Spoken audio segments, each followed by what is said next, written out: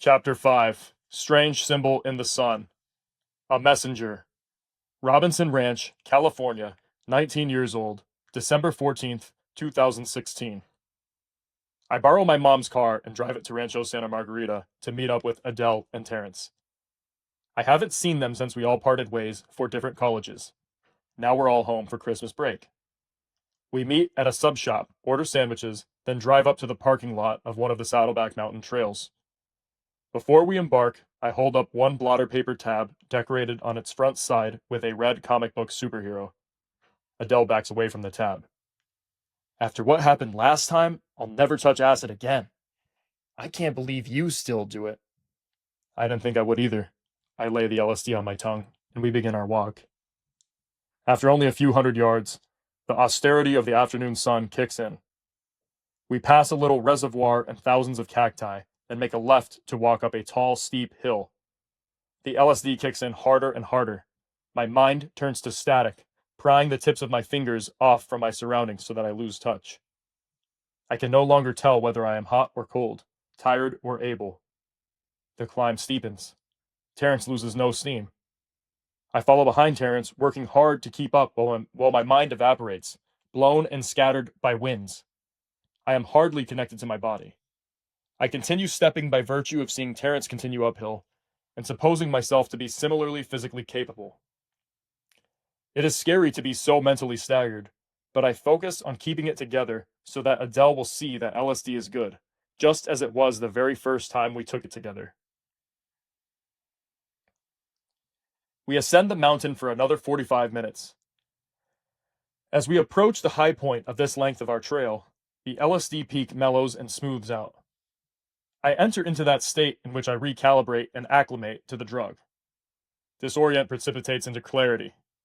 My mind returns to me gradually, reconstituting itself into some different version of wholeness, one staticky fragment at a time. Our ascent ends when we reach the broad and flat viewpoint. It is the pinnacle of this low leg of the nearly 6,000-foot high mountain. The viewpoint appears carved out of the mountain, so that it hangs over its edge like a balcony on Mount Olympus. Though relatively low on the mountain, we see well over the coast hills in the distance to the Pacific Ocean and can even spot Catalina Island on the furthest horizon. I grow certain that I was here recently, even knowing that I wasn't, having never hiked this mountain before. Then it clicks. Guys, I had a dream about this place like 2 days ago. Yup, I was definitely here. I was walking down the trail, but from that side, and there was some kind of an orange spirit gliding me along the trail.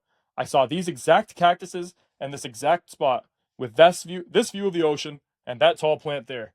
That plant was in the exact same spot, right in front of the ocean. We sit down in a triangle shape in the gravel at the edge of the flat promontory. Terrence pulls our sandwiches out from his backpack. Sitting so that my back is to the hanging sun, I face the mountain looking up at its peak high above us. The mountain's many sides join together at pointed junctions covered in bristly desert shrubs, their colors dampened by the coastal haze and weakening daylight.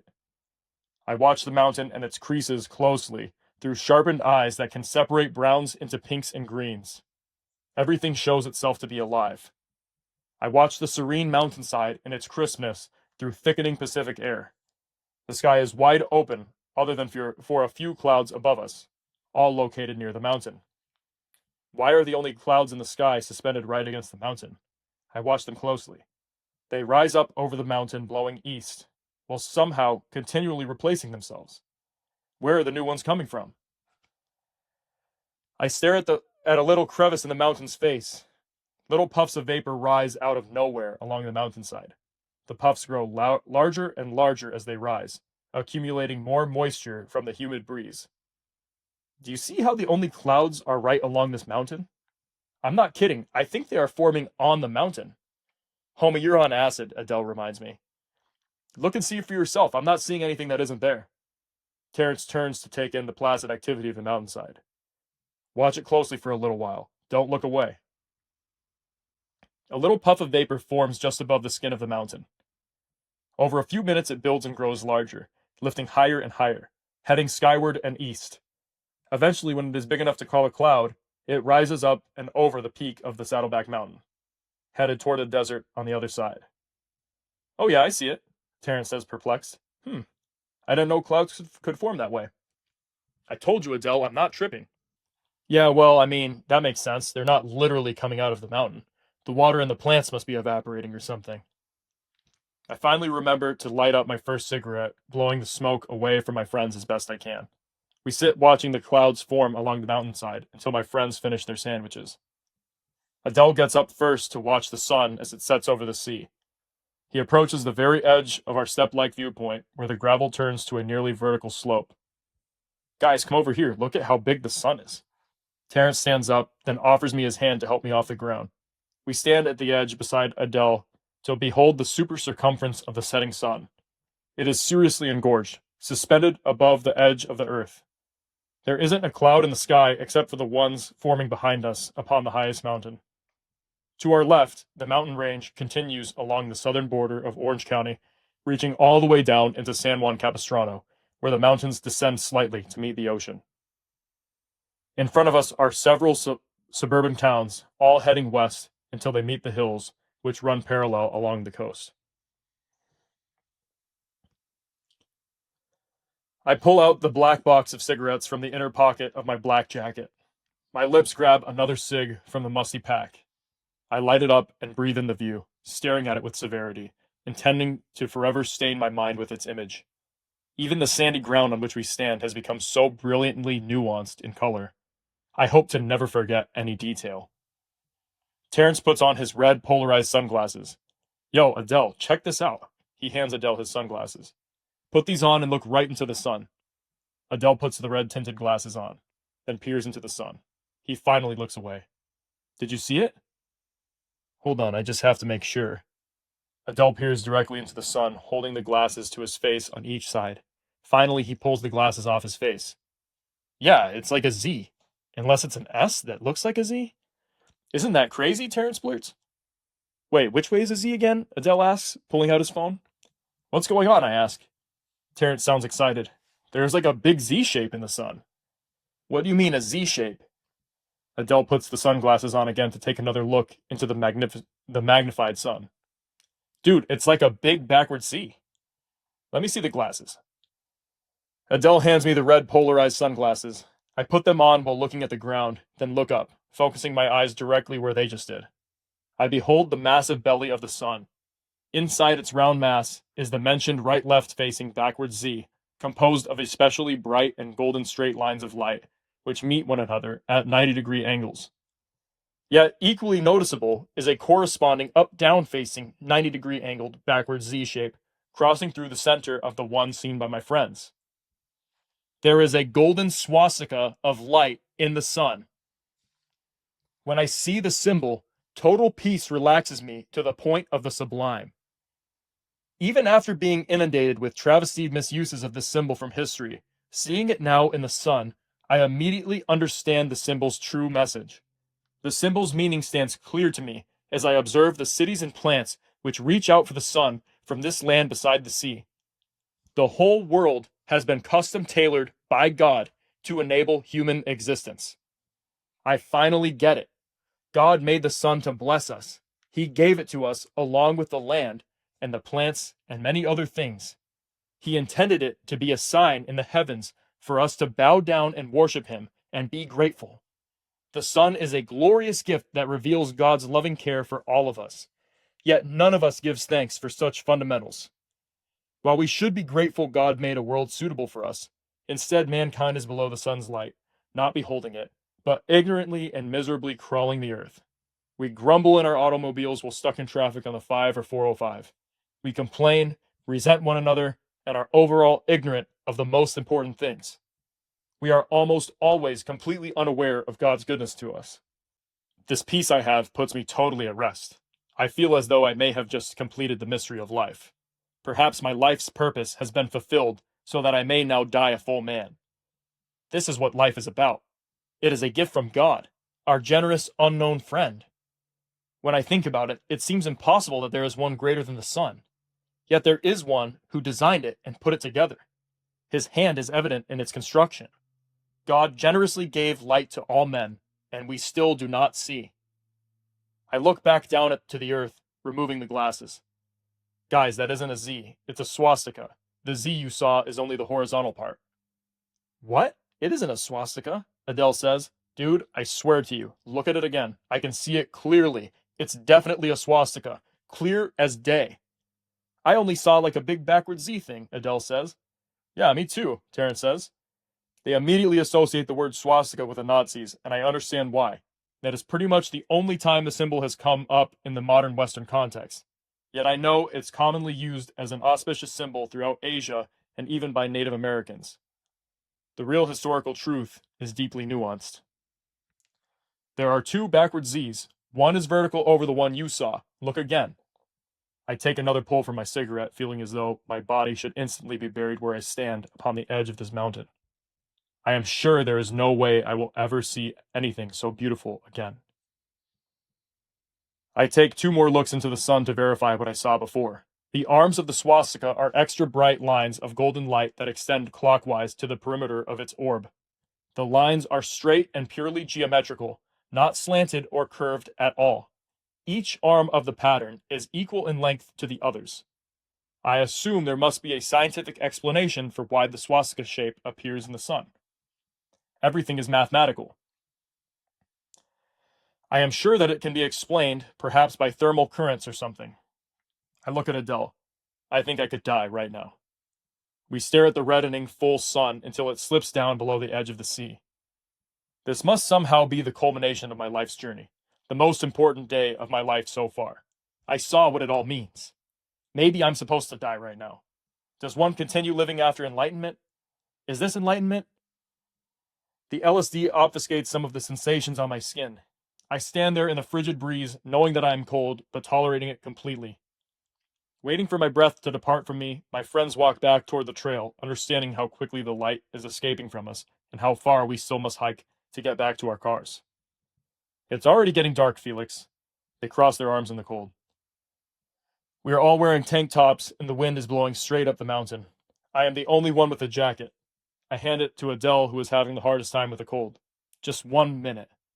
I say, standing there at the edge, hoping to surrender my last breath in my black tank top and blue jeans. Yet my breath clings to me. I wait to die, but don't. I don't see how I can do what is obviously required, which is to clearly climb back down this mountain to the rest of my life. 2 Corinthians chapter 11, verse 14, 1 Timothy chapter 4, verse 1, 1 John chapter 4, verse 1, Ephesians chapter 4, verse 14. After descending the mountain by moonlight alone, we hop in Terrence's car to escape the cold before parting ways. I immediately type into my browser, swastika in the sun, expecting a large mass of data in return. I am very aware that I am nowhere near the first person to see what I saw. Sure enough, my internet searching shows that people on every populated continent have depicted the sun with a swastika inside, all going back thousands of years prior to when the Nazis travestied the symbol. What I'm reading says that the word swastika is Sanskrit for good existence. I don't know, man, my friends say, unsure of what to think. Dude, I'm just saying, if the symbol is in the sun, then it's just some kind of naturally occurring geometry. If it is there, it's there. The sun can't be racist. It's there for everyone. In terms of human history, only very recently did the swastika become associated with that. After an hour of sitting and chatting in the car, my buddies have to go. I slap hands with Adele and Terrence, then watch them pull out of the lot. I get in my car and put on a playlist I designed specifically for my LSD trips, Sensate. I remember being taught in Catholic school such a thing as meditative prayer. I was taught that if you pray some prayer over and over again mindlessly, your mind will be free to contemplate the things of God. Making a left turn at some light, I begin. Our Father, who art in heaven, hallowed be thy name. Thy kingdom come, thy will be done, on earth as it is in heaven. Give us this day our daily bread, and forgive us our trespasses, as we forgive those who trespass against us. And lead us not into temptation, but deliver us from evil. I move through it 4 times, then 7 times, each time trying to distance myself from whatever part of me is anchored to the natural realm. It's working, as if by wading out into water, I gradually enter some kind of meditative trance, releasing control of my mind more and more, like adding slack to a line.